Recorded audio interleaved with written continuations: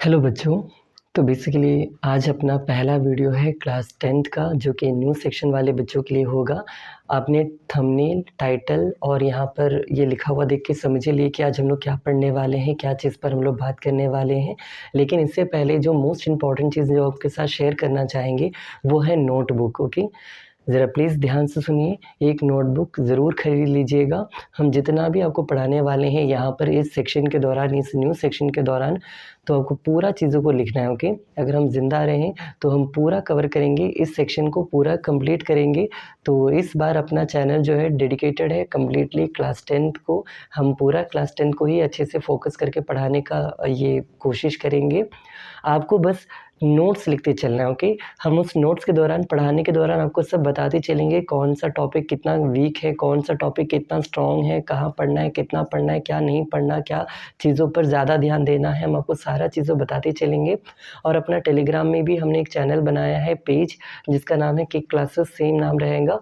आपको वहाँ जाके बस उसको ज्वाइन कर लेना है। ओके, वो टोटली फ्री है, ना हमको कोई पैसा मिलेगा, ना आपको उससे कोई बहुत ज़्यादा बेनिफिट है आपको, क्योंकि उसमें आपको पूरा नोट्स मिलेगा। ओके, हैंड रिटन नोट्स जो कि मैंने ही बनाया है, या बाकी जितने भी तरह के नोट्स हैं आपको उसमें नोट्स मिलेंगे बहुत ही अच्छे से। तो आपको बस वो नोट्स कवर करना है वहाँ से। और उसमें हम दोनों तरह का नोट्स डालेंगे। जो वीक बच्चे होंगे उनके लिए क्विक रिविजन टाइप का PDF वाला नोट भी देंगे, और जो लेंथी में पढ़ना चाहते हैं उनके लिए डिटेल्ड नोट भी देंगे। तो आपको नोट्स कवर करना है वहाँ से, और पढ़ाने के दौरान हम जो जो बोलेंगे इसको आपको ध्यान से सुनना है। अगर आप ये 2 चीज़ करते हो तो आज हम आपसे कह रहे हैं कि आपका वो जो नोटबुक रहेगा, जो आप लिखोगे, वो आपका बेस्ट है। लेकिन कल जब आपका एग्ज़ाम होगा, या एग्ज़ाम के बाद जब भी आप हमें याद करोगे या अपने 10th की पढ़ाई को याद करोगे, आप कहोगे कि हाँ, जो आपने ये नोट लिखा था वो सबसे बेस्ट नोट था आपके लाइफ में। तो चलिए उसको ध्यान में रखते हुए आपको ये सेक्शन स्टार्ट करते हैं, अपना न्यू सेक्शन। आई बिलीव आपका ये नया सफ़र मेरे साथ बहुत ही अच्छा जाएगा। अगर आपको ये लोकेशन, अगर ये बेकार लग रहा है, मतलब अभी का जो सीन है जैसा भी, तो थोड़ा टाइम दीजिए। कुछ वीडियोस के बाद या कुछ समय के बाद हम ये भी चेंज कर देंगे, क्योंकि हम प्लेस को यहाँ से शिफ्ट कर रहे हैं कहीं और।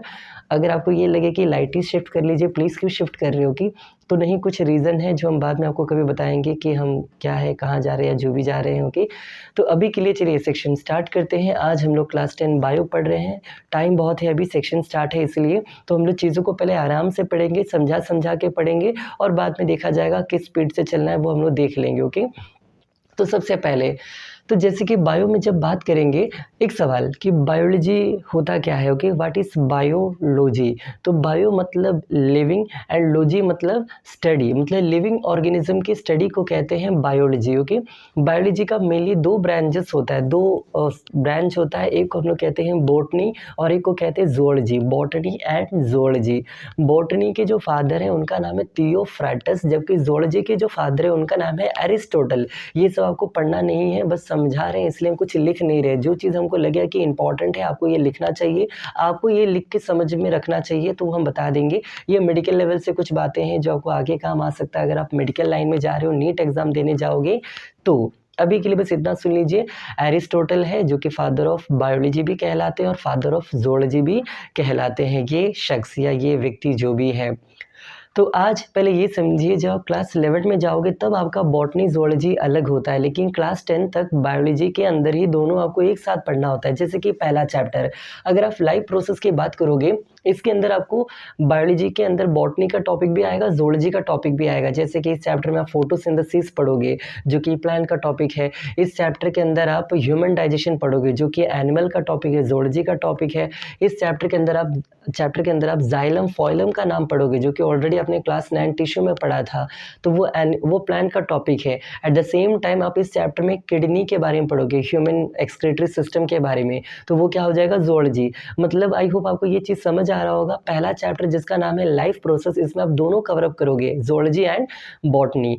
तो ये समझते हुए चैप्टर के अंदर एंटर करते हैं। अब आराम से पढ़ते हैं, और मेरे पास NCERT भी है, मतलब PDF है मेरे पास, वो हम देखते देखते लेंथी में ये वीडियो कवर करेंगे, और मैक्सिमम ट्राई करेंगे कि पूरा चीज़ों को इन डेप्थ आपको समझाते चले। ओके, सबसे पहली बात देखो, चैप्टर का नाम पहले समझो, life processes. What do you mean by life processes. देखो, लाइफ मतलब वही लाइफ ज़िंदगी है ना, प्रोसेस मतलब जो काम चल रहा है। जैसे कि ज़िंदा रहने के लिए जो जो बेसिक फंक्शन एक ह्यूमन बॉडी में या एक ऑर्गेनिज्म में होता है उसको आप लोग कहते हो लाइफ प्रोसेस। अगर इंग्लिश में कहें तो आंसर सुनिएगा, the basic functions which are occurring, which are present या which are continuously processing in a human body for their survival, not only human body, any organism. Okay, the basic function that are occurring in a human body or any organism for their survival or for their maintenance is known as life process. survival कहिए या maintenance कहिए, एक living organism को जिंदा रहने के लिए जो जो बेसिक फंक्शन होता है एक शरीर के अंदर, एक ऑर्गेनिज्म के अंदर, उसी को कहते हैं लाइफ प्रोसेस। लेकिन ये बेसिक फंक्शन क्या है? आपने ये समझा कि लाइफ प्रोसेस वो होता है जिसमें कुछ बेसिक फंक्शन होता है, लेकिन वो बेसिक फंक्शन क्या क्या होंगे? तो आंसर सुनिएगा। जैसे कि ह्यूमन बॉडी ही ले लीजिए ना, ह्यूमन बॉडी के अंदर क्या क्या आता है? डाइजेशन आता है, रेस्पिरेशन आता है, एक्सक्रीशन आता है, और भी ले लीजिए सर्कुलेशन आता है, ट्रांसपोर्टेशन, ब्लड का जो मूवमेंट होता है ह्यूमन बॉडी में, ये सारा चीज़ें वेरी इंपॉर्टेंट है। अगर ये नहीं हुआ तो ह्यूमन बॉडी सर्वाइव ही नहीं करेगा। और सबसे बड़ी बात, ये सब होने के लिए आपको क्या चाहिए? एनर्जी चाहिए। और एनर्जी कहाँ से मिलता है? न्यूट्रिशन, मतलब द प्रोसेस ऑफ न्यूट्रिशन। तो ये सब बेसिक फंक्शन कहलाते हैं। तो आई होप सबसे पहले आपने डेफिनेशन पढ़ लिया, इस चैप्टर का मीनिंग समझ लिया। लाइफ प्रोसेस का मतलब वो बेसिक फंक्शन जिसके कारण एक ह्यूमन बॉडी जिंदा है। और उस बेसिक फंक्शन कौन कौन से अगर आपसे कोई पूछ दे तो कह देना डाइजेशन, एक्सक्रीशन, रिप्रोडक्शन। रिप्रोडक्शन उतना ज़्यादा ज़रूरी नहीं है फ़िलहाल इस पहले चैप्टर में, आगे आप पढ़ोगे कि हाँ वो भी बहुत ही ज़रूरी होता है सर्वाइवल ऑफ द स्पीशीज़ के लिए। क्या है डिटेल में बाद में पढ़ेंगे, अभी बस इतना समझ लीजिए। डाइजेशन, एक्सक्रीशन, न्यूट्रिशन, फिर आपका जो ट्रांसपोर्टेशन, और यही सब आपको इस चैप्टर में पढ़ना है। ओके, और यही है बेसिक फंक्शंस। जैसे चैप्टर में आप एंटर करोगे सबसे पहले तो आप यही लाइफ प्रोसेस क्या है पहले एक दो पेज में यही भरा पड़ा है। जैसे कि अगर आप पहले पेज में आओगे वहाँ पर आपको एक चीज़ समझाया गया है कि living and non living things होता क्या है। जैसे खुद बताइए ना, लिविंग थिंग्स वो होता है जो कि क्या करता है? मूवमेंट करता हो, है ना। एक सवाल पूछ रहे, what is the difference between movement and locomotion? Locomotion जब एक जगह से दूसरी जगह किसी चीज़ का मूवमेंट हो तो इसको हम लोकोमोशन कहते हैं। लेकिन अगर वहीं पर रहकर, जैसे अगर मान लीजिए हम यहीं पर खड़े होकर हाथ पैर कुछ हिला रहे हैं तो ये मेरा क्या होगा? मूवमेंट कहलाएगा। ओके, तो मूवमेंट और लोकोमोशन में थोड़ा डिफरेंस होता है। जैसे कि ह्यूमन जो है वो या एनिमल्स जो है वो लोकोमोट भी कर सकते हैं, लोकोमोशन भी कर सकते हैं और मूवमेंट भी कर सकते हैं। जबकि प्लांट, क्या एक प्लांट यहाँ से उखड़ कर कहीं और जाके कहता है कि अरे भाई हम यहाँ पहुँच गए? तो ऐसा नहीं होता है। तो उसमें क्या होता है? वो मूवमेंट होता है, उसमें लोकोमोशन नहीं होता। तो इस बात को समझते हुए आप समझिए पहली बात कि living and non living things किसको कहते हैं। लिविंग वो होता है जिसमें मूवमेंट हो, जिसमें ग्रोथ हो, ग्रोथ तो प्लांट में भी होता है। देन और क्या हो? रेस्पिरेशन हो, जिसमें एक्सक्रीशन हो, जिसमें डाइजेशन हो, जिसमें न्यूट्रिशन का फंक्शन हो। तो ये सबको हम लोग कहेंगे living organism. And non living things वो होता है जिनमें ये कुछ ना हो। तो ये पहला डिफरेंस, पहली बात है जो आपको समझ आ रहा होगा। सेकेंड थिंग, इसके बाद जो आपको पढ़ना है इस चैप्टर में पहला पेज में आपको सेकंड पैराग्राफ खोलिएगा, उसमें आपको वायरस के बारे में सुनना है। जैसे कि वायरस क्या होता है, क्या वो लिविंग है या नॉन लिविंग है, आपको ये समझना है। कोई अगर आपसे पूछ दे इस वायरस लिविंग और नॉन लिविंग, तो आंसर क्या रहेगा? वो नॉन लिविंग रहता है जब तक वो अकेले रहे, मतलब they are inactive until they didn't get any body. जैसे वो किसी ह्यूमन बॉडी या कोई भी ऑर्गेनिज्म में एंटर करता है तो वो क्या हो जाता है? वो लिविंग हो जाता है। लेकिन जब तक वो अकेले रहता है वो क्या होता है? इनएक्टिव रहता है, नॉन लिविंग कहलाता है। तो ये भी एक चीज़ है जो आप जान सकते हैं। And the study of virus is known as virology. ये एक्स्ट्रा में है, नहीं पढ़ना, इसलिए हम बस जो एक्स्ट्रा में बताते चल रहे हो। ओके, और जो इंपॉर्टेंट होगा हद से ज़्यादा हम आपको नोट्स बना के लिख के दे ही देंगे। तो यहाँ पर हम उतना लिखेंगे भी नहीं, ओके, वरना यहाँ मुड़ो, ये करो, वो करो, ज़्यादा टाइम बर्बाद हो जाएगा। तो आपको बस सुनना है, सुन के लिखना है। जो एक्स्ट्रा आपको छूट जाएगा वो हम अपने नोट्स में टेलीग्राम पर आपको डाल देंगे। ओके, तो हम मैक्सिमम ट्राई करेंगे बस सबको सुनाएं, समझाएं और कम लिखे। ओके, और इससे पहले जितना भी मेरा वीडियोस इस चैनल पर पड़ा हुआ है क्लास 10th वाला, उसमें हमने एक चीज़ समझाया था कि हम वहाँ पर हम केवल समझाते थे, पढ़ाते नहीं थे। लेकिन अब जो है हम पढ़ाने का कोशिश करेंगे, समझाने के साथ साथ पढ़ाने का। इसलिए वीडियो जो है लेंथी जाएगा, पहले की तरह 2 मिनट, 4 मिनट, 10 मिनट, 15 मिनट का नहीं रहेगा। ये हावर्स में जाएगा, मतलब 2 आवर, 3 आवर, 1 आवर, 50 मिनट्स, इस तरह का वीडियोज़ बनेगा। ओके, तो आगे बढ़ते हैं। सबसे पहले आपने ये समझा लाइफ प्रोसेस का डेफिनेशन क्या है, आपने ये समझा कि बायोलॉजी क्या है, व्हाट इज़ बायोलॉजी, बायो मतलब लिविंग एंड लॉजी मतलब स्टडी। देन उसके बाद आपने ये समझा कि इस चैप्टर में बेसिकली आप पढ़ने वाले क्या हो, तो प्लांट्स और एनिमल्स दोनों को पढ़ने वाले हो। फिर आपने एक और चीज़ समझा कि इस चैप्टर के अंदर जो मेन कंटेंट है, मेन जो मुद्दा या जो भी कहिए वो कौन कौन सा है। आपको न्यूट्रिशन के बारे में पढ़ना है, आपको डाइजेशन के बारे में पढ़ना है, आपको रेस्पिरेशन के बारे में पढ़ना है, आपको circulatory system and transportation system के बारे में पढ़ना है, आपको एक्सक्रीटरी सिस्टम के बारे में भी पढ़ना है। तो ये 5-6 टॉपिक है जो को आपको इस चैप्टर में कवर करना है। चैप्टर बहुत ही लेंथी है, तो आपको सुनकर समझकर अच्छे से जाना पड़ेगा। और ये बायोलॉजी का one of the most lengthiest and most mark scoring chapter भी है। सबसे ज़्यादा पूछा जाने वाला एक चैप्टर है आपका लाइफ प्रोसेस। तो ज़रा ध्यान से सुनते चलिए, पढ़ते चलते। इतना देर ठीक ठाक था, लेकिन अब और चलिए थोड़ा ध्यान से दीजिएगा, अब चैप्टर की ओर एंटर करते हो। ओके, देखो न्यूट्रिशन में आप आओगे।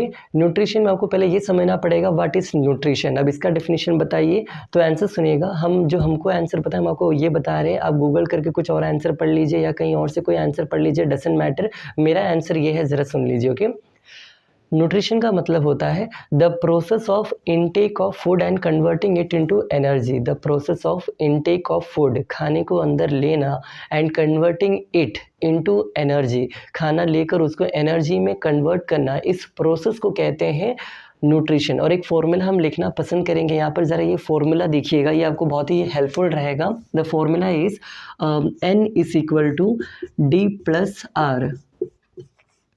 ये हम कहीं से देखे नहीं, हम खुद से ये भी कहीं कह सकते हो कि सेल्फ मेड है।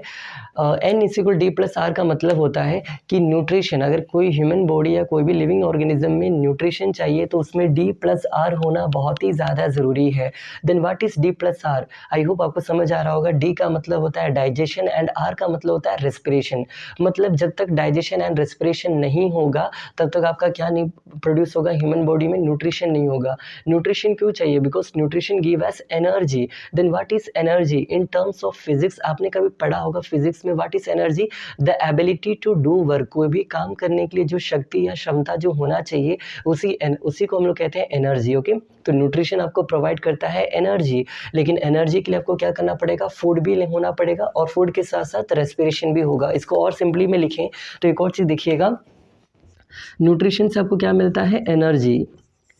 जबकि और डाइजेशन से क्या है? डाइजेशन में आपका फूड है, और रेस्पिरेशन में क्या है? तो आपका ऑक्सीजन है। ओके, या तो एक्सचेंज ऑफ गैसेस कह लीजिए, जो भी कह लीजिए। ओके, तो ये है अपना एक और formula, energy = food plus respiration. Respiration मतलब ऑक्सीजन। ओके, समझिएगा यहाँ पर मेरी बातों को।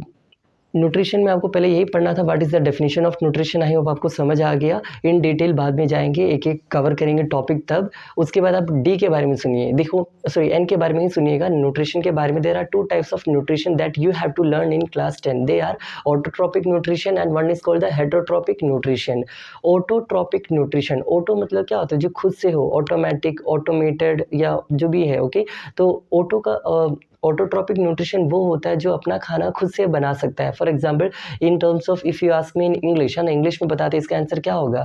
दोस ऑर्गेनिज्म विच कैन मेक और प्रिपेयर देयर ओन फूड, जो अपना खाना खुद से बना सकता हो, उस ऑर्गेनिजम्स को कहते हैं, that is called autotrophic nutrition. But those organism which depend directly or indirectly on other organism for their food, they are known as heterotrophic nutrition. तो ऑटोट्रॉपिक वो जो खाना खुद से बना सकता है, हेटरोट्रॉपिक वो जो दूसरों पर डिपेंड रहता है। लेकिन यहाँ पर एक और चीज़ है जो आप गलती करने वाले होंगे अगर आप ध्यान से नहीं सुनोगे तो। एक बात बताइए तो, what is the difference between autotrophic and photosynthesis? Photosynthesis का डेफिनेशन क्या होता है? The process of making food, है ना, प्लांट भी अपना खाना खुद से बनाता है, ग्रीन प्लांट, और ऑटोट्रॉपिक का डेफिनेशन भी यही है। तो उसमें डिफरेंस क्या है? तो डिफरेंस सुनिएगा। ऑटोट्रॉपिक में हमने एक वर्ड यूज़ किया था, the word is called those organisms जो भी कहिए। तो वहाँ पर ऑर्गेनिजम्स हम कहे हैं, ऑर्गेनिज्म में बहुत सारे हो सकते हैं, जैसे कि क्या केवल प्लांट ही है क्या जो अपना खाना खुद से बनाता हो? नहीं, there are some kind of algae, some kind of bacteria, they can make their own food, some kind of fungus, ये अपना खाना खुद से बना सकते हैं। तो इस तरह के ऑर्गेनिज्म को आप क्या कह सकते हो? ऑटोट्रॉपिक, लेकिन वो ऑर्गेनिज्म जो अपना खाना बिल्कुल ना बना पाए लेकिन डायरेक्टली या इनडायरेक्टली किसी और पर डिपेंड रहे, उसको हम लोग कहेंगे heterotrophic. For example humans are depend on any other organism, like suppose that plant, तो वी आर हेटरोट्रॉपिक न्यूट्रिशन। या मान लो कोई 3 आदमी है, मान लो एक आप हो और एक प्लांट है, बीच में कोई और भी है। प्लांट को इसने खाया, मतलब ये गोट है मान लो, बकरी ने खाया घास, तो वो उस पर डायरेक्टली डिपेंडेड है। लेकिन आप क्या करोगे, आप खाओगे ये गोट, ये आप डायरेक्टली डिपेंडेड हो गोट पर, लेकिन इनडायरेक्टली देखा जाए तो आप भी प्लांट से ही डिपेंडेड थे कि जब तक ये प्लांट से ये घास खाएगा नहीं, इसमें एनर्जी होगा नहीं और आप इसको खा नहीं पाओगे, तो डायरेक्टली या इनडायरेक्टली जो डिपेंड रहता है। मतलब ये इस स्टोरी में, कौन सी स्टोरी में, जो अभी हमने आपको सुनाया था, ग्रास गोट देन ह्यूमन, इसको हम लोग कहते हैं फूड चेन कहा जाता है, food chain. Okay, the linear sequence of food is known as food chain. तो ये घास पर कौन कौन डिपेंडेड है, एक गोट भी डिपेंडेड है और एक ह्यूमन बीइंग भी डिपेंडेड है, बट गोट जो है डायरेक्टली डिपेंडेड है और ह्यूमन जो है इनडायरेक्टली डिपेंडेड है। इसी को कहते हैं आपका क्या, हेटरोट्रॉपिक न्यूट्रिशन। तो आई होप आपको ये दोनों का डिफरेंस भी समझ आया। सबका नोट्स हम आपको प्रोवाइड कर देंगे, और भी डिफरेंसेस हैं, हम ज़्यादा डिफरेंसेस पर नहीं जाएंगे वरना वीडियो हद से ज़्यादा लेंथी हो जाएगा। ओके, आगे बढ़ते हैं। तो आई होप आपको ये समझ आया कि सबसे पहले इस चैप्टर में आपको न्यूट्रिशन के बारे में पढ़ना था, उससे पहले आपको लाइफ प्रोसेस का डेफिनेशन पढ़ना था। अब चैप्टर के अगर आगे की ओर अगर आप बढ़ोगे, हेटरोट्रॉपिक न्यूट्रिशन के आपको टाइप्स पढ़ने हैं। ऑटोट्रॉपिक के अंदर केवल एक ही चीज़ पढ़ना है, वो है फोटोसिंथेसिस के बारे में। चलिए पहले उसी का बात कर लेते हैं। देखो, what is photosynthesis? The process by which green plants make their own food is known as photosynthesis. And उसमें आपको एक केमिकल इक्वेशन पढ़ना होता है जिसको हम लोग कहते हैं बैलेंस्ड केमिकल इक्वेशन। अगर आप एनसीईआरटी खोलोगे, वहाँ पर न्यूट्रिशन के बाद एक अच्छा सा केमिकल फॉर्मूला दिया गया है, जैसे कि जो भी दिया होगा CO2 + H2O in the presence of chloroplast, and एक और होता है that is called sunlight gives what, C6H12O6, that is called the food। okay, इसको कार्बोहाइड्रेट भी कहते हो, फूड को ही, प्लस क्या रिलीज करता है, ऑक्सीजन O2, जो कि ह्यूमन बॉडी लेता है। मतलब चलो वो केमिकल फॉर्मूला भी आपको लिख के दिखाते हैं, बैलेंस नहीं होगा बट लिख के दिखाते हो कि हम इतना भी याद नहीं कर सकते, उतना भी प्रो प्लेयर नहीं है अभी। यहाँ लिख देते, ज़रा देखिएगा फॉर्मूला। बेसिकली क्या है, CO2 + H2O, यहाँ पर लिख दिएगा in the presence of chloroplast, यहाँ पर क्लोरोप्लास्ट, यहाँ पर सनलाइट लिख लीजिए। यहाँ से थोड़ा एरो लंबा कर देते हैं और ये मिटा देते हैं पहले, वरना फिर आप कंफ्यूज हो जाएंगे। तो देखिए, इन द प्रेजेंस ये देता क्या है, C6H12O6 + O2। इसमें O2 जो है इसका वेस्ट मटेरियल है। फोटोसिंथेसिस के दौरान जो O2 रिलीज होता है वो वेस्ट मटेरियल होता है जो कि ह्यूमन बॉडी लेता है, और ये जो है इसका फूड कहलाता है। या इसी को आप लोग ग्लूकोज कहते हो, या इसी को आप लोग कार्बोहाइड्रेट भी कहते हो, या इनडायरेक्ट वे में इसी को आप लोग सेलुलोज भी कह सकते हो। इनडायरेक्ट वे में इसी को आप स्टार्च भी कह सकते हो। इनडायरेक्ट वे में इसी को आप लोग बहुत कुछ कह सकते हो। ओके, तो आई होप आपको एक नॉलेज मिल रहा होगा कि हाँ किस तरह से चीज़ों को पढ़ा जाता है, समझा जाता है। अभी आपको इतना नाम नहीं पढ़ना, केवल कार्बोहाइड्रेट या ग्लूकोज या फूड कह लीजिए, और इसका डिटेल में हम समझा सकते हैं बाद में कभी, अब उतना डिटेल में जाना नहीं, हद से ज़्यादा भी नहीं पढ़ना है। ओके, तो चलिए वापस से लिखते हैं इतना चीज़ों को। तो अभी हम जो आपको बता रहे थे फोटोसिंथेसिस क्या होता है, तो CO2 मतलब क्या होता है, कार्बन डाइऑक्साइड, H2O मतलब वाटर होता है। ये दोनों इसकी क्या है, फोटोसिंथेसिस के रॉ मटेरियल से। तो अगर एग्जाम में आपसे पूछ दे what are the raw materials for occurring for doing photosynthesis, photosynthesis अगर होना है तो 2 बेसिक रॉ मटेरियल्स होता है, पहला तो CO2, दूसरा है H2O। लेकिन इन द प्रेजेंस ऑफ, अगर आपसे एग्जाम पूछ दे किस किस चीज़ों के प्रेजेंस में होता है फोटोसिंथेसिस, तो आपको बताना है one is called the chloroplast, जो कि किसके अंदर पाया जाता है, मतलब इसके अंदर पाया क्या जाता है क्लोरोप्लास्ट के अंदर। तो ये भी आपने पढ़ा होगा, क्लोरोफिल, जो कि बेसिकली क्या है, एक ग्रीन पिगमेंट होता है। क्लोरोफिल बेसिकली ग्रीन पिगमेंट होता है। और देखो ये सब हम चीज़ें लिख रहे हैं, मतलब ये क्या है, इंपॉर्टेंट है। जो जो लिखेंगे ये सब चीज़ें इंपॉर्टेंट है आपके एग्जाम पॉइंट ऑफ व्यू से। ये आप चाहे तो लिख सकते हो, या तो थोड़ा वेट कर लेना, एक बार टेलीग्राम लिंक पर जाके देख लेना चैनल पर, वहाँ पर क्या हमने इसका नोट डाला है कि नहीं डाला है। हम कोशिश करेंगे जब जब वीडियो डाले उसके साथ उसका नोट्स भी हम रेगुलर अपडेट करके डालते चले। ओके, तो यहाँ पर क्लोरोप्लास्ट, ये भी आप कहाँ पढ़े हो, याद है क्लास 9 का जो पहला चैप्टर था फंडामेंटल यूनिट ऑफ लाइफ, जिसको आप सेल कहते हो।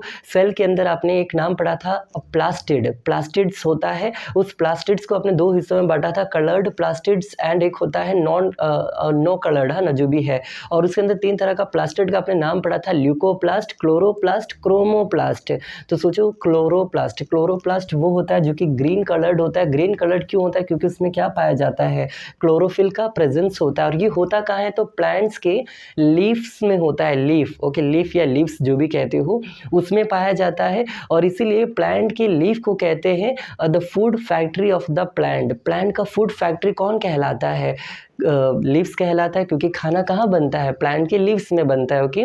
लेकिन लीव्स में ऐसा क्या है जहाँ से खाना एंटर कर जाता है? तो आंसर सुनिएगा, लीव्स में छोटे छोटे पोर्स होता है, पोर्स जिसको हम लोग कहते हैं गड्ढे, है ना, टाइनी पोर्स होता है। उसको इंग्लिश में क्या कहते हैं? स्टोमाटा कहते हैं। इंग्लिश मतलब बायोलॉजी में, ओके, स्टोमाटा कहते हैं। और इस स्टोमाटा के अंदर क्या होता है? बेसिकली स्टोमाटा का जो ओपनिंग एंड क्लोजिंग होता है, ये रेगुलेट कौन करता है? अगर आपसे एग्जाम पूछे हु रेगुलेट, है ना, कौन रेगुलेट करता है opening and closing of stomata, ये सारा इंपॉर्टेंट है। तो कौन करता है? तो आंसर है that is called the guard cells कहलाता है, गार्ड सेल्स। तो what is the function of guard cell? Opening and closing of stomata. अगर एग्जाम में पूछे what is the function of stomata, there are 2 basic functions of stomata. पहला तो जो plant में जब एक्सेस वाटर हो जाता है तो उस एक्सेस वाटर को रिलीज करना, आपने एक नाम पढ़ा होगा transpiration. What is transpiration? The process of releasing of extra water, या तो water excess water in the form of water vapour. Water vapour को, जो एक्सेस वाटर होता है उसको वाटर वेपर के फॉर्म में प्लांट से जब रिलीज किया जाता है उसको ट्रांसपीरेशन कहते हैं। और वो भी कहाँ से निकलता है? लीफ से निकलता है। लेकिन लीव्स में क्या चीज़ से? तो वो टाइनी पोर्स, जिसको हम लोग क्या कहते हैं? स्टोमाटा कहते हैं। तो ये पहला फंक्शन है, रिलीज ऑफ एक्सेस वाटर। दूसरा फंक्शन क्या है स्टोमाटा का? Exchange of gases. जैसे कि प्लांट्स के अंदर जो CO2 O2 आना जाना जो हो रहा है, कहाँ से होता है? स्टोमाटा से होता है, ओके। तो ये बात आई होप आपको समझ आ रहा होगा। अगर आपके पास NCERT है, अगर आप ये टॉपिक खोलोगे स्टोमाटा और गार्ड सेल वाला, वहाँ पर आपको 2 नाम दिखेगा, एक है श्रिंक और एक है स्वेल। ये भी आपको पता होगा ही होगा, ये भी क्लास 9 में पढ़े थे, हाइपोटोनिक, आइसोटोनिक, हाइपरटोनिक सॉल्यूशंस। याद करो, आई होप याद होगा, ओके। नहीं तो सुन लो कि श्रिंक क्या होता है? सिकुड़ जाना। स्वेल क्या हो जाता है? फूल जाना। कोई भी चीज़ कब सिकुड़ता है और कब फूलता है? For example balloon, best example. सोचो ना, बैलून में जब हवा भरोगे वो फूल जाएगा। मतलब एक सेल के अंदर या एक प्लांट के अंदर जब पानी एंटर करेगा तो वो स्वेल हो जाएगा, वो फूल जाएगा। लेकिन एक सेल में से या एक प्लांट में से अगर पानी निकल जाओगे तो वो क्या कर जाएगा? पचक जाएगा मेरी तरह, तो वो हो जाएगा, श्रिंक हो जाएगा, ओके। तो current time, at present time I am shrinking, but कोई इसमें अगर कोई मोटा बच्चा बैठ के अगर वीडियो देख रहा है तो suppose that they are swelling, okay. बस ऐसे ही है। सुनते चलिए, आगे बढ़ते, ओके। आपको ज़्यादा बोर ना लगे, लेंथी हो रहा है इसलिए कुछ बचकाने कॉमेडी बता रहे जो भी है। आगे बढ़ते, सुनते चलिए आप, जो भी आपको अच्छा लग रहा हो। तो ये हो गया आपका फोटोसिंथेसिस, जो कि ऑटोट्रॉपिक न्यूट्रिशन के अंदर आपको पढ़ना था। अगर ऑटोट्रॉपिक न्यूट्रिशन तक आपने समझ लिया, उसमें क्या क्या पढ़ना है? ऑटोट्रॉपिक के अंदर फोटोसिंथेसिस पढ़ना है, और उसके अंदर क्या पढ़ना है? गार्ड सेल पढ़ना है, उसके अंदर स्टोमाटा पढ़ना है, उसके अंदर आपको ये केमिकल इक्वेशन पढ़ना है। और एक और चीज़ आपको पढ़ना है, that is called the major events in photosynthesis. एक टॉपिक आएगा आपके NCERT में, खोल के पढ़िएगा, मेजर इवेंट्स। मतलब एक फोटोसिंथेसिस के दौरान क्या क्या होता है। जिस तरह हम आपसे पूछे फूड डाइजेशन के दौरान क्या क्या होता है, तो आपको अगर सर पहले खाना तो लेंगे, फिर जाएगा, फिर जाने के बाद स्टोमक में एंटर करेगा, है ना, मतलब कहाँ से? माउथ। जिसको आप बड़े बच्चे हो तो माउथ मत कहिएगा, इसको बक्कल कैविटी कहिएगा। देन इसको फूड पाइप मत कहिएगा, इसको इसोफेगस, ओ साइलेंट होता है तो ओसोफेगस मत कहिएगा, इसोफेगस होता है। देन स्टोमक होता है, स्टोमक के बाद स्मॉल इंटेस्टाइन में जाता है, स्मॉल इंटेस्टाइन के बाद लार्ज इंटेस्टाइन में जाता है, लार्ज इंटेस्टाइन के बाद आपके वो रेक्टम, जहाँ पर टेम्परेरी वेस्ट मटेरियल को स्टोर किया जाता है, वहाँ जाएगा। और फिर एनस के रास्ते आपका वेस्ट मटेरियल शरीर से बाहर चला जाता है। सेम कहानी यहाँ पर ज़रा सोचिए, पूछा जा रहा है फोटोसिंथेसिस के दौरान क्या क्या चीज़ें होता है। तो सबसे पहले क्या होगा? सबसे पहले होगा सनलाइट को ट्रैप करेंगे, तो ऐसे हम बता रहे हैं, 3 स्टेप से आपके NCERT में दिया गया है। अभी हम चलो एक बार देख के बता देते हैं, क्योंकि गलत पढ़ाने से अच्छा है कि हम देख के आपको आराम से बताए, ओके। NCERT में आओगे जहाँ पर आपको देख भी नहीं पाओगे, मे बी ज़्यादा लाइट के कारण। पेज नंबर 96 में आना है। 96 में ये दिया गया है, वो जो 3-4 स्टेप है वो हम एक बार स्टेप आपको बोल कर सुना देते हैं। और एक काम करते हैं कि इस वीडियो के लिए पहला पार्ट 1 हम यहाँ पर हम रोकते हैं, अभी नहीं, मतलब ये पूरा न्यूट्रिशन कवर करके न्यूट्रिशन कवर हो जाएगा। ओके, और अगर आप बताइएगा अगर आपको ये वीडियो अच्छा लगा इस तरह से तो हम बाकी को कवर करते हैं, वैसे भी कवर जब सपोर्ट नहीं रहेगा तो कवर नहीं करेंगे। अगर लगेगा कि हाँ बच्चे पढ़ना चाहते हैं हमसे तभी हम वीडियो कंटिन्यू करेंगे, वरना पागल है क्या जो फ्री में 1 साल हम अपने इस तरह वीडियो बनाते रहेंगे। अगर अच्छा रिस्पॉन्स ना आया तो कुछ और प्लान सोच लेंगे, अगर नहीं मिला तो क्या हुआ, है ना। जिस तरह देश के प्रधानमंत्री कहते हैं कि हम तो एक फ़कीर हैं, बोरा लेके निकल जाएंगे कहीं और, हम भी निकल जाएंगे कहीं और, उसमें क्या है। ओके, तो एक मिनट हम पॉइंट पढ़ रहे हैं, आप भी अगर एनसीईआरटी तो खोल लीजिएगा। What are the major events, very very important, तो ये पढ़ लीजिएगा। फॉर्मूला जो है बैलेंस केमिकल इक्वेशन इसी के नीचे दिया गया एनसीईआरटी में, तो हम पढ़ रहे सुनना। सबसे पहला point, absorption of light energy by chlorophyll. तो सबसे पहला काम क्या होता है फोटोसिंथेसिस में, जो लाइट सनलाइट होता है ये कौन एब्जॉर्ब करता है, तो आपका क्लोरोफिल। याद है यहाँ पे एक नाम लिखे थे क्लोरोप्लास्ट, सॉरी हाँ यहाँ पर लिखे थे क्लोरोप्लास्ट। का काम क्या होता है, बेसिकली उसका काम होता है सनलाइट को ट्रैप करना। तो गलती से अगर एग्जाम में कोई पूछ दे या आपको अगर कोई ऐसे पूछ दे तो बता कि प्लांट में जो क्लोरोप्लास्ट होता है इसका काम क्या होता है, तो तुम कह देना कि the main function of chloroplast is to trap sunlight, है ना, सनलाइट को ट्रैप करता है, वो एब्जॉर्ब करता है। दूसरा पॉइंट पढ़ रहे हैं, conversion of light energy to chemical energy. तो अगला क्या होगा, जो लाइट एनर्जी एब्जॉर्ब किए हैं अब उसको किस चीज़ में कन्वर्ट करना पड़ेगा, केमिकल एनर्जी में कन्वर्ट किया जाता है। देन और भी है सुनिएगा, and splitting of the water molecules into hydrogen and oxygen. और उसके अंदर जो आप ट्रैप करोगे उसके बाद जो भी हाइड्रोजन बचेगा उसमें हाइड्रोजन और ऑक्सीजन को क्या किया जाता है, स्प्लिटिंग होता है, ये होता है इस फोटोसिंथेसिस के दौरान। And finally reduction of carbon dioxide to carbohydrate. और जो कार्बन डाइऑक्साइड होता है ये क्या चीज़ में कन्वर्ट हो जाता है, कार्बोहाइड्रेट, जिसको हम बोले थे कार्बोहाइड्रेट कहिए, फूड कहिए, ग्लूकोज कहिए, जो कहना कहिए। ओके, सब में डिफरेंस क्या होता है नेक्स्ट वीडियो में कभी हम आराम से बताएंगे कि हाँ glucose, carbohydrate, starch, cellulose, glycogen, glucose, सब में डिफरेंस क्या है बता देंगे। ओके, तो ये भी आई होप आपको समझ आ गया। और इसके बाद तो ये 3 स्टेप है, समझ गए होंगे। पहला स्टेप क्या होता है, कन्वर्जन ऑफ सनलाइट, मतलब sorry absorption of sunlight, sunlight को पहले एब्जॉर्ब करेंगे बाय द क्लोरोप्लास्ट या क्लोरोफिल। दूसरा काम क्या होगा, conversion of the light energy to chemical energy. और उसी में एक और होगा splitting of water molecules. Water molecule split होगा 2 चीज़ों में, एक होता है आपके वाटर हाइड्रोजन में कन्वर्ट हो जाता है और दूसरा जो उसमें ऑक्सीजन बचा वो ऑक्सीजन में कन्वर्ट हो जाता है, ये ब्रेक डाउन हो जाता है। बस इतना समझ लीजिए, एक H में कन्वर्ट हो जाएगा और एक O2 में कन्वर्ट हो जाएगा। ओके, ये भी आप समझ गए होंगे। नेक्स्ट है इसका तीसरा जो लास्ट स्टेप क्या था कि जो कार्बन डाइऑक्साइड है CO2, ये कन्वर्ट हो जाता है किस चीज़ में, CO2 कन्वर्ट हो जाता है कार्बोहाइड्रेट, जो कि ये है C6H12O6, जो कि इसका फूड कहलाता है। तो आई होप आप इतना चीज़ें समझ गए होंगे। और इसके बाद अगर आप पूछोगे और भी कुछ पढ़ना है तो नहीं, अभी के लिए इतना ही रोकते हैं। किसके अंदर, ऑटोट्रॉपिक के अंदर, फोटोसिंथेसिस में। अब आते हैं हेटेरोट्रॉपिक के अंदर, उससे पहले हम ये मिटा देते हैं।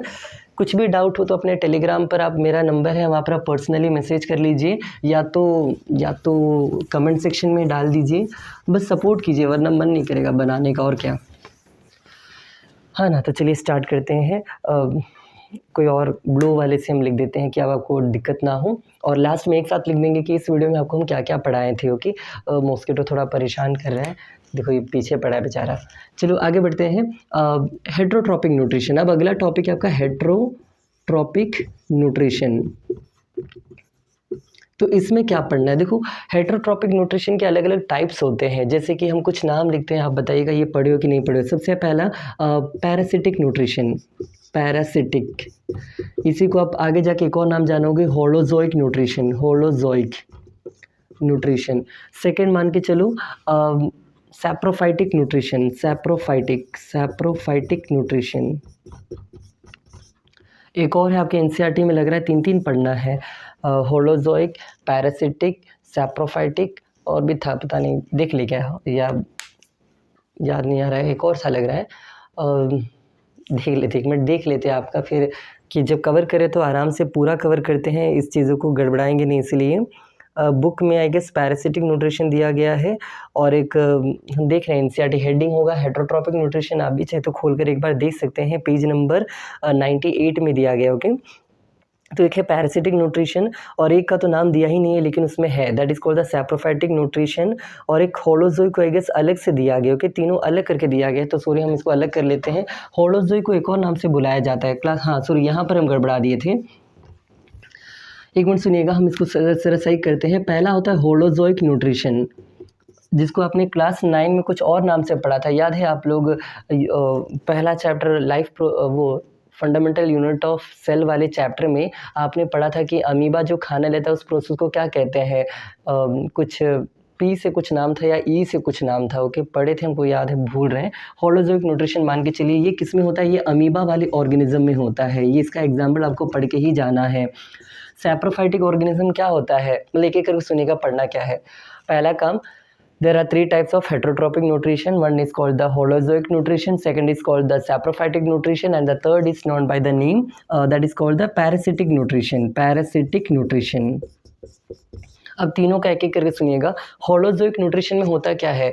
कोई भी एक ऑर्गेनिज्म जो है उस फूड को फुली कम्प्लीटली एब्जॉर्ब कर लेता है और उसको अपने पेट के अंदर उसको ब्रेक डाउन कर लेता है। जैसे कि अमीबा क्या करता है, उसका स्ट्रक्चर ऐसा है, मान के चलो अमीबा, इसके पास कोई फिक्स्ड बॉडी नहीं होता, फिक्स्ड स्ट्रक्चर नहीं होता, फिक्स्ड शेप कुछ नहीं होता। मान लो खाना यहाँ से आया तो ये क्या करेगा, इसका एक फेक माउथ यहाँ पर क्रिएट करेगा और इस खाना को एनगल्फ कर लेगा, मतलब अंदर की ओर निगल लेगा, ओके। और इसके बाद इसको कहते हैं फूड वैक्यूल। जब खाना अंदर चला जाएगा इसको फूड वैक्यूल कहते हैं। सब आपके बुक में पढ़ना है, ओके। इवन डायग्राम भी दिया गया आपके एनसीईआरटी में अमीबा वाला। अगर आप पूछोगे फिगर का नंबर तो वो भी हम बता देते, सुनिएगा, उसी पेज में है फिगर 6.5, ओके। फिगर 6.5 में ये अमीबा का पूरा स्टोरी आपको पढ़ना है। वो डाइजेशन के अंदर आता है, तो वो नेक्स्ट वीडियो में डाइजेशन वाले टॉपिक में कवर कर लेंगे। अभी न्यूट्रिशन वाले को बस समझ लीजिए।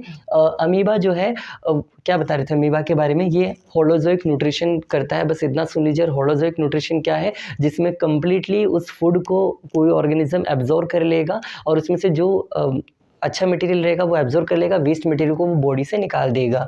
सेकंड है सैप्रोफाइटिक न्यूट्रिशन। इसमें क्या होता है? सैप्रोफाइटिक में डेड एंड डिकेइंग ऑर्गेनिज्म, मरा हुआ सड़ा हुआ चीज़ों पर जो चीज़ होता है ना सर्वाइव करे, उसको सैप्रोफाइटिक कहते हैं। जैसे कि फंगस, जैसे कि डिकम्बोसर्स, जो भी जब माइक्रो ऑर्गेनिज्म होता है ना, ये अर्थवर्म, ये सब क्या होता है? सैप्रोफाइटिक होता है। जबकि पैरासिटिक, ये बहुत ही इंटरेस्टिंग है। पैरासिटिक का मतलब होता है जो दूसरों पर डिपेंड रहे लेकिन उससे उसको कोई हानि भी ना पहुंचे। जैसे कि एक होस्ट ऑर्गेनिज्म से बेस्ट एग्जांपल देते हैं। मान के चलिए हमको मछली बनाना तो आता नहीं, हम भूल गए, बहुत सालों से ड्राइंग्स बनाए नहीं हैं, तो भी कोशिश करते हैं ना। मान लो एक बहुत ही एक अच्छा सा प्यारा सा कोई छोटा सा मछली है, suppose that it is a shark और ब्लू व्हेल, ओके।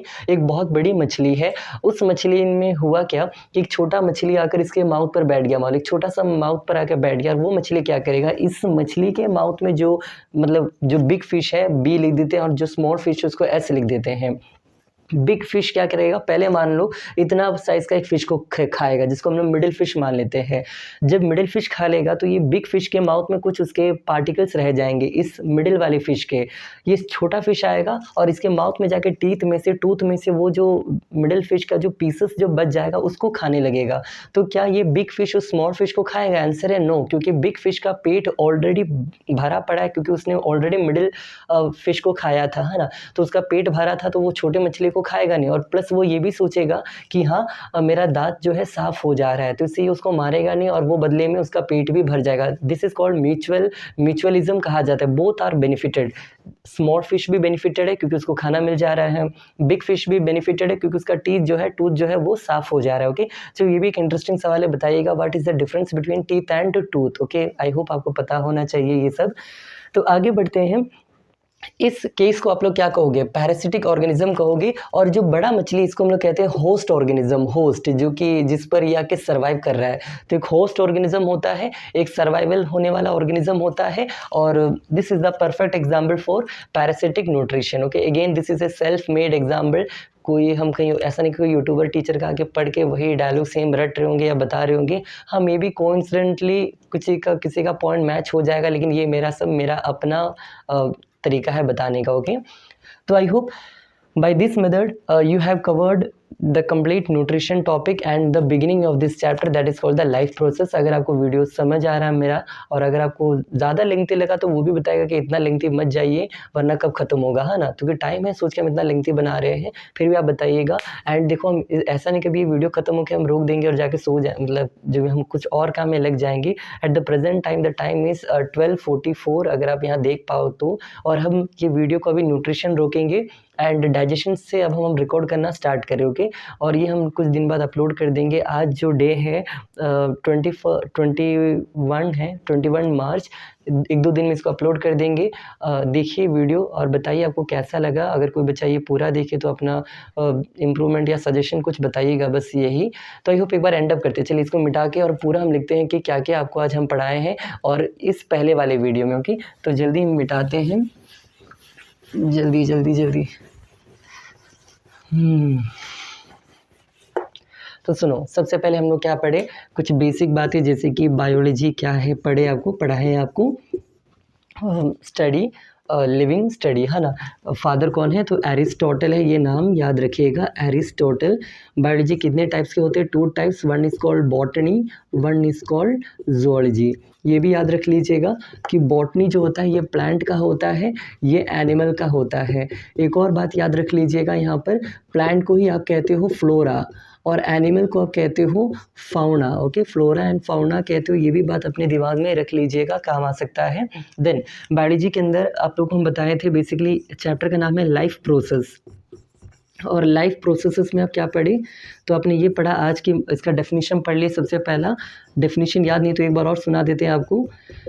डेफिनेशन क्या था, the basic functions that are occurring in a human body or any organism for their survival or maintenance is known as living life process, and the basic functions are what, digestion, respiration, excretion, any kind of process, okay। जो भी organ system होता है उन सबको ही कहते हैं।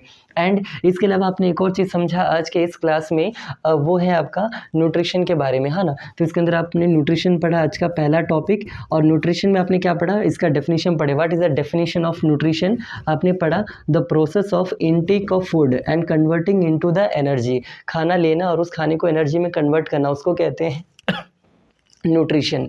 Then आपने एक और चीज़ पढ़ा इसमें, और वो है क्या क्या पढ़ा इसके अंदर, तो आपने पढ़ा टाइप्स। एक को कहते हैं ऑटोट्रॉपिक न्यूट्रिशन, ऑटोट्रॉपिक, और एक को आप कहते हो हेट्रोट्रॉपिक। ये एक्स नहीं है, ये ए है, okay. Heterotrophic nutrition, heterotrophic nutrition लिख देते हैं, हेट्रोट्रॉपिक न्यूट्रिशन। फिर आपने क्या पढ़ा, इसके अलावा इसके भी टाइप्स आपने पढ़ा। बेसिकली 3 टाइप्स के होते हैं, सैप्रोफाइटिक, पैरासिटिक, होलोजोइक न्यूट्रिशन। और वो किस किस का है वो भी पढ़ लेना। जैसे कि हम आपको सबसे पहला बोले थे होलोजोइक न्यूट्रिशन, ये अमीबा में होता है। फिर बोले सैप्रोफाइटिक न्यूट्रिशन, ये फंगल में होता है, फंगस में। तीसरा बोले पैरासिटिक न्यूट्रिशन, ये किस में होता है, कसकट्टा, अमरबेल, जल, इस तरह क्या क्या बुक में लिखा है वो इंपॉर्टेंट है, ओके। इन तीनों में अगर आप पूछोगे सबसे इंपॉर्टेंट क्या है, तो मतलब ये तीनों इंपॉर्टेंट है। सबसे ज़्यादा इंपॉर्टेंट ये और एक ये पैरासिटिक न्यूट्रिशन। डेफिनेशन बिल्कुल मत पढ़िएगा, डेफिनेशन बिल्कुल नहीं आता है, उसका एग्जाम्पल पूछा जाता है, सीधा पूछ देगा ऑब्जेक्टिव में कि बताओ अमीबा में कौन सा फॉर्म ऑफ न्यूट्रिशन होता है, तो होलोजोइक न्यूट्रिशन। पूछ देगा कसकट्टा, अमरबेल ऐसा कुछ नाम है, इन सब में कौन सा होता है, तो सीधा बता दीजिएगा पैरासिटिक न्यूट्रिशन होता है।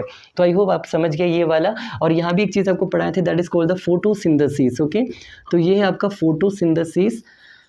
और इसमें भी क्या क्या पढ़े थे, तो इसका केमिकल इक्वेशन आपको पढ़ा दिए, इसका major event, very very very very very important, okay. वो मेजर इवेंट्स आपको रट लेना है। रटना भी क्या है, बहुत ही सिंपल है। जरा एक बार और सोचिए ना, हम क्या बताए थे। सबसे पहला कैप्चरिंग ऑफ सनलाइट, है ना। सनलाइट को पहले क्या करते हैं, उसको ट्रैप करते हैं। देन उसी सनलाइट को हम लोग क्या करते हैं, ट्रैप किया हुआ सनलाइट को कन्वर्ट करते हैं from light energy to chemical energy, ये स्टेप 2 था। एंड उसमें एक और स्टेप था, जो इस साइड में जो CO2 था और H2O था, H2O ब्रेक डाउन होकर स्प्लिट होकर क्या क्या बन जाएगा, हाइड्रोजन एंड ऑक्सीजन बन जाएगा।